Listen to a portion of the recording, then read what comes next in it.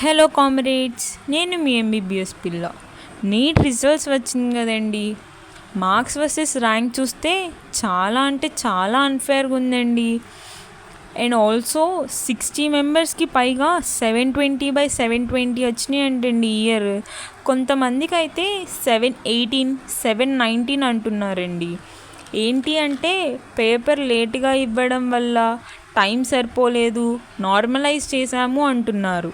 ఇదంతా కొంచెం కన్ఫ్యూజన్గానే ఉంది కదా. నాకు కూడా నిన్న రిజల్ట్స్ చూసి షాక్ అయ్యానండి. నేను మీ స్టేజ్ నుంచే వచ్చాను కనుక చెప్తున్నాను, డోంట్ వర్రీ. స్టేట్ ర్యాంక్ వస్తే కానీ మనకి తెలియదు కట్ ఆఫ్ అనేది ఎంత పెరుగుతుందో. ఏపీ స్టూడెంట్స్ హ్యాపీ ఫీల్ అవ్వాల్సింది ఏంటంటే లాస్ట్ ఇయర్తో కంపేర్ చేస్తే ఈ ఇయర్ 3000 స్టూడెంట్స్ తక్కువ రిజిస్టర్ అయ్యారంట. అండ్ క్వాలిఫై విషయంకి వస్తే 1000 స్టూడెంట్స్ ఎక్కువ క్వాలిఫై అయ్యారంట. క్వాలిఫై అయిన అందరికీ సీట్స్ రాదు కదండి, కొంచెం కాంపిటీషన్ తగ్గింది.